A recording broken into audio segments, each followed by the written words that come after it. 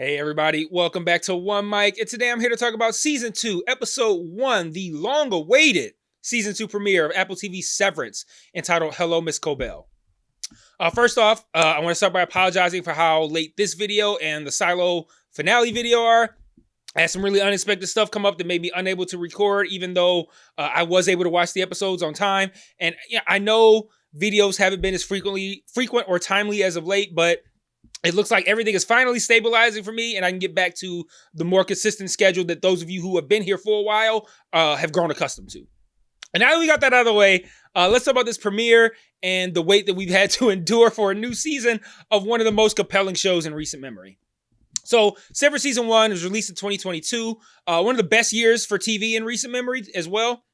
It ended up fairly low on my top 10 at number 8, but that's more of a testament to how strong 2022 was than anything else. Like The Bear Season 1, Reservation Dogs Season 2, 1883, Andor.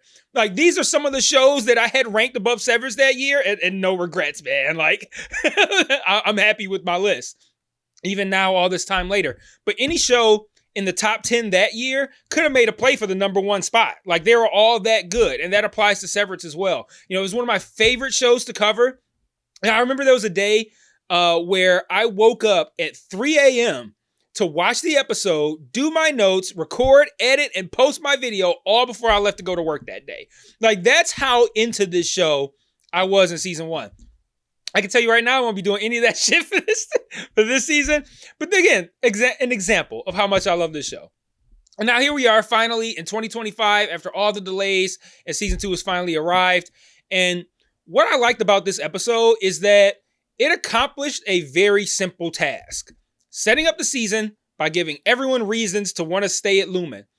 But it did that simple task in the most Severance way possible. And the result was a creative and entertaining episode of television that actually accomplished very little. It was just really fucking entertaining, and it did the job that it needed to do.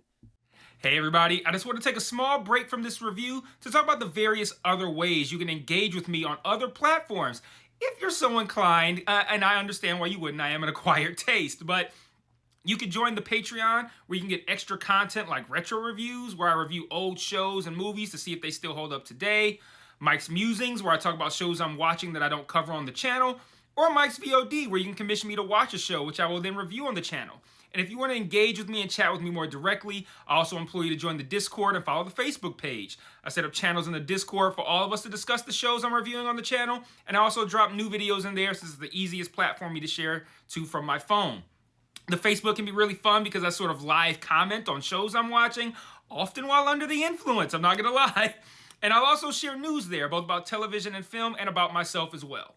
So if you like my content, you want to be more engaged, you think I'm charming, or you simply want to show support, feel free to sign up for the Patreon or join the Discord or Facebook today. Links to all platforms are in every video description. Remember to share all my shit to your respective social media platforms. And now back to this review. The episode opens by throwing us right back into where we left off, kind of. So Mark S., and I gotta call him Mark S. now to distinguish from the other one, he emerges from an elevator and he just begins running the halls. And at first, I thought this was meant to just kind of be like a cool visual opening moment. You know, all the hallways looking the same, this imperceptible maze. But later I remembered the innies don't experience time the way we do. It's been so long and you forget about that. They cease to exist from the moment they go up that elevator to the moment they return. And we later learn it's been 5 months. But for Mark S., that was probably instantaneous. Like he was brought out of the house party at the end of Season 1, and he probably woke up at the beginning of Season 2. And so what I interpreted that as, that run through the hallways, that wasn't just a cool moment that was meant to be like, oh, look at this cool artistic thing with these, you know, this imperceptible maze in these white hallways. He was looking for the wellness room, and the woman that he had just learned was his Audi's supposedly dead wife. And I thought that was really kind of cool. And instead, when he returns to macro data refinement, he finds 3 new teammates, which was a little disappointing for me initially, because it's like, we're my people. Same way Mark S felt all episode that I want my team back. That's how I felt, even though this new group was entertaining. So the new group, and I'm gonna name them because I feel like they're not gone. Gwendolyn Y, Dario R, and of course Mark W. And I love the humor that I think that this group injected into the show. And that's not to say that the show isn't normally funny. It is. It's just that heading into this premiere, all I could think about was like, the lingering mystery and all the unanswered questions and the plot twist and what's going to happen, who's going to learn what's going to be the fallout. So when Dario R said that his perpetuity wing had Kier Egan's made out of brooms and plates because they were poor, like, I thought that was hilarious. Or anytime someone says milkshake, I was just reminded of how funny this show can be at times, because I thought the milkshake shit was so funny. And like, I'm probably not even gonna call him milkshake anymore. Like, he's just milkshake now. But like, I don't know why that was so funny to me. But anytime somebody said that, I was like, this show is funny too. But about halfway through the episode, our original group returns, and I didn't realize how welcoming that would be until it happened. But I sure hope that we do see this other group again. I expect that we will. And we do learn a little bit from their scenes, the scenes that they have in the episode. So, like I said earlier, we learned it's been 5 months.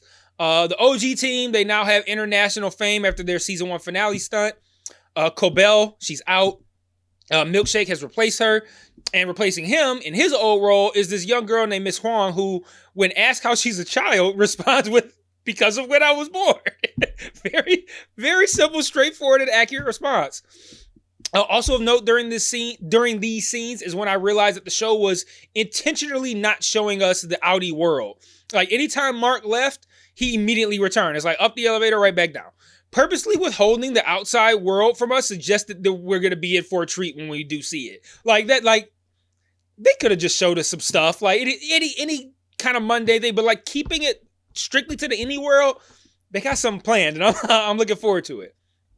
We learned that only Mark S wanted to return, which is interesting to me, given the fact that his old team later does return, and the innies all collectively decide to stay. What changed? Like, why did it's framed as we have brought the innies back. But the innies don't make their own decisions when they're not existing. The outies make those decisions. So why did the outies initially say we don't want to go back, and then they later did? And I think Lumen has probably I'm theorizing, I think Lumen has probably come to an agreement with their outies wherein like they will allow the innies to continue to exist and work at Lumen while everyone else spies on them in an attempt to learn, what they know and prevent them from learning more. Just a guess, just a little early season theorizing, but it's important to know the innies don't make decisions where they don't exist. So the outies decided that it was okay for them to come back. Why? Lastly, as it pertains to the new team, there's a great scene where Mark S plants a fake note that's written to Mark W's outie, in which he's pretending to be Mark W. So he writes a note as Mark W to Mark W's outie and puts it in Mark W's jacket. And the note, he basically just shits on Milkshake and Lumen, whatever. It's not important, but the contents of the note. When Mark S returns to work the next day, the note is read aloud by Milkshake in front of the group. And no one believes that Mark W wrote this letter. Like, Mark S didn't even change his handwriting. And Gwendolyn even suggests that Mark S might try to lie on them to get them fired as well. So this gets completely backfired. Then Mark S suggests that he did something in like the kitchen area, and when everyone goes to check, he runs out and he tries to contact the board to ask for his team back, all the way to Milkshake's office to contact, the board on that little speaker. And I don't know if the fake note from Mark S was always like step 1 of a 2-step plan that would allow him to contact the board, or if he was just thinking on his feet in that moment. But I like that this show was smart enough to make me wonder that. And the fact that he didn't even try to conceal his handwriting makes me wonder if he did plan on being caught. And that, again, that was step 1. Step 2, get him out of the room. Now everybody's gone, plus Milkshake. And now I can make my way down to the office. What started off as a funny moment ultimately had me once again admiring how smart this show can be. And it's at this point that we learn that we leave the new team and our pals return. Dylan, Irving, Heliar, they all return. And again, I was a bit thrown by how it was almost like the innies were like pushed back in, like thrust back into Lumen. But again, for the innies, the last time they were alive, so to speak, was during the events of the season 1 finale. So they essentially are being thrust back into Lumen right after the events of the finale. From this point on, Milkshake is like mad accommodating, which feeds into my theory that Lumen has entered into some agreement with the Audis and is going to be monitoring our team even closer. Also, bearing in mind who Heli actually is. So this might not even be a Lumen made a deal with the Audis. This could be strictly a Heliar situation. So again, just something to noodle on. But Milkshake, he's suspiciously nice. The break room is nice and welcoming now. The team watches a video that celebrates them and promises to improve their work conditions with office essentials like fun mirrors and hall passes. And Irving's eating this video up, by the way, which I absolutely loved. Milkshake tells them that they need to decide whether or not they're going to leave or stay. And if they decide to leave, no hard feelings. But is this like... And he says there's no cameras in the room. He leaves them and they begin to work on their options. But is this really just like the illusion of choice? Like their options essentially are keep working here or cease to exist.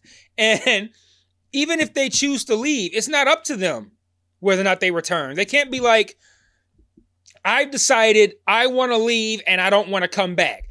They could walk right out like, fuck this, I'm out. And then their Audi could drive their stupid ass right back the next day.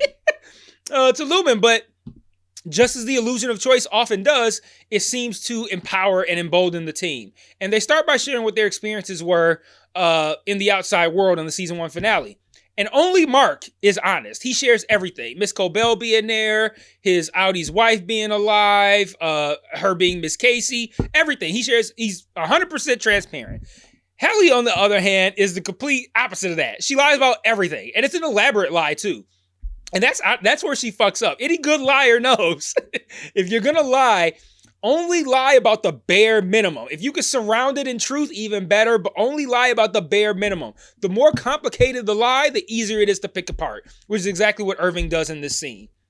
Irving then, he doesn't say what his experience was, and he just leaves altogether.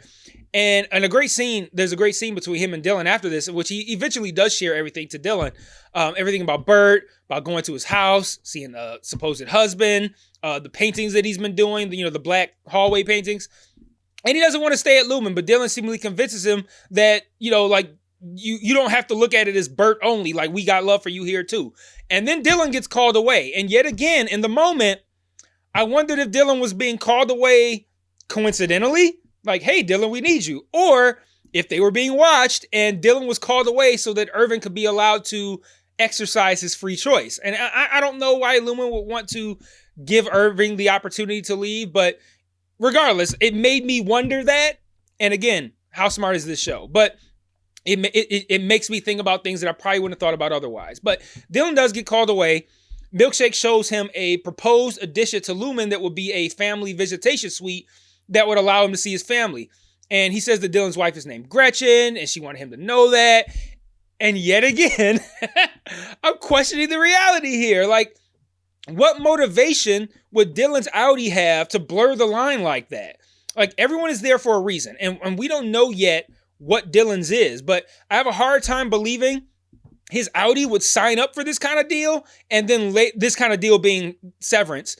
And then what later is allow his wife and kids to visit his innie self at work. Like, it doesn't track. I'm very suspicious.